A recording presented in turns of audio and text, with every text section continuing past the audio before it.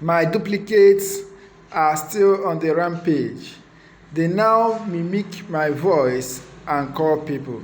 Mr. Peter Obi voice out. Go to court, go to court. The man has gone to court. Omo, they no one rest again. Okay, let's hear Mr. Peter Obi what he has to say on this. The presidential candidate of the Labour Party in the just concluded presidential election, Mr. Peter Obi, has voiced out how people are duplicating his voice and calling individuals on phone. Obi, who is challenging the 2023 presidential results outcome in the court, the process which they used to declare Bola Ahmed Tinubu, has voiced out today how people are mimicking his voice and calling other persons. Obi, who said, today's problem is the people we didn't educate yesterday. And that is just the real truth, because if we did, Apapa will not be doing such he is doing with Tinubu. Mr. Peter Obi, who went to his verified Twitter handle to disassociate himself from so many allegations that has laid upon him. Let's hear what he said. Just see what Peter Obi said on the issue trading now. Obi wrote, "My duplicates are still on the rampage. They now mimic my voice and call people. There is no limit that people cannot go to cause mischief on their targets. I have been a target, both locally and internationally." The latest incident happened in Abuja yesterday, 17th May, at the Court of Appeal premises of the Presidential Election Petition Tribunal Avenue, where my attention was drawn to what was going on outside the courtroom.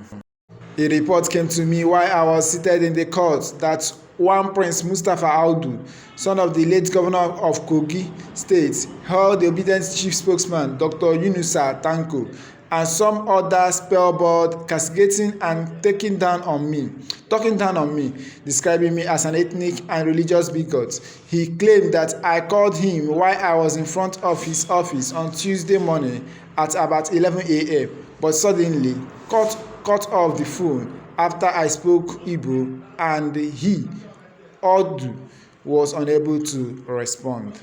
According to him, Obi may have only helped to empower some businessmen strictly because they were Igbos, and he wondered why Obi should aspire to lead the country if he cannot accommodate other ethnic groups.